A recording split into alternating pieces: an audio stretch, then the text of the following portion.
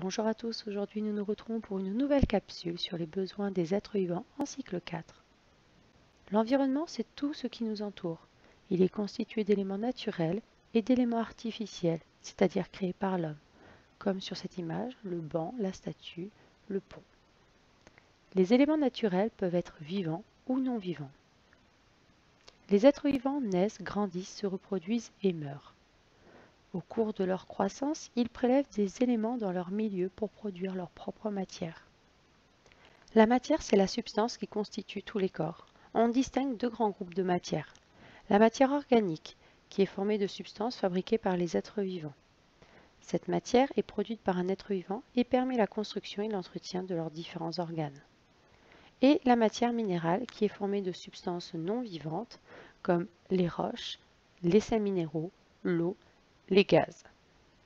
Pour produire leur propre matière, les êtres vivants vont prélever de la matière organique et ou minérale dans leur milieu. Ils vont donc se nourrir. C'est ce que l'on appelle la nutrition. Les êtres vivants ont donc besoin d'un ensemble de substances nécessaires à leur croissance et à leur fonctionnement. C'est ce que l'on appelle des besoins nutritifs. La plupart des plantes poussent naturellement dans le sol.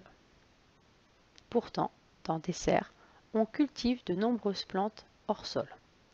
Dans ces cultures, les plantes se développent sur un support neutre, comme par exemple du polystyrène. On fait juste en sorte d'apporter à la plante tous les éléments dont elle a besoin, c'est-à-dire l'eau minéralisée, l'eau avec des sels minéraux, de la lumière et du dioxyde de carbone. Pour assurer leur développement, les végétaux n'ont besoin que de la matière minérale et de la lumière. Cela leur permet de fabriquer leur propre matière organique, les feuilles, les tiges et les fruits. Seuls les végétaux sont capables de produire de la matière organique à partir de matière minérale. On les appelle donc des producteurs primaires.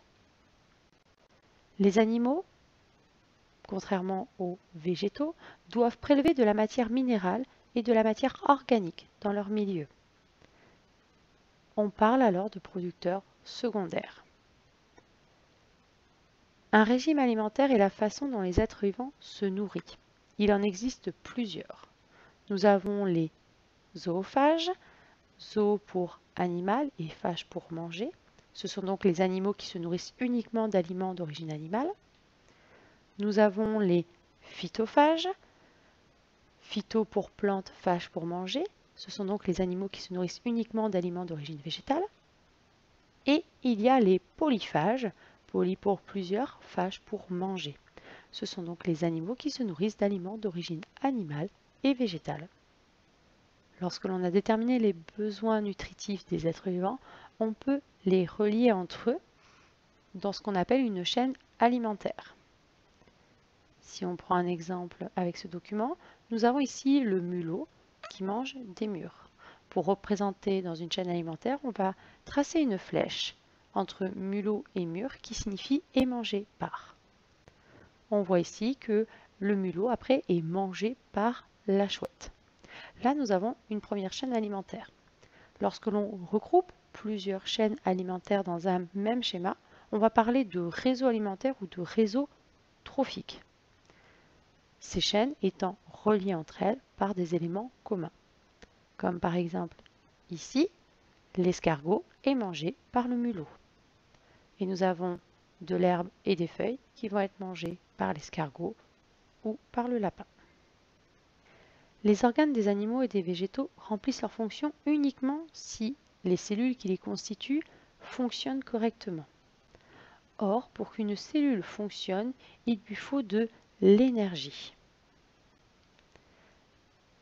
Aussi bien pour les cellules animales que pour les cellules végétales. Ces cellules, pour produire de l'énergie, vont avoir besoin de glucose, c'est-à-dire de sucre, et de dioxygène. Cette réaction chimique entre le glucose et le dioxygène va libérer de l'énergie et des déchets. Cette réaction s'appelle la respiration. Voilà pour cette vidéo, j'espère qu'elle est claire. Si toutefois vous avez des questions, n'hésitez pas à venir me voir au prochain cours. À bientôt!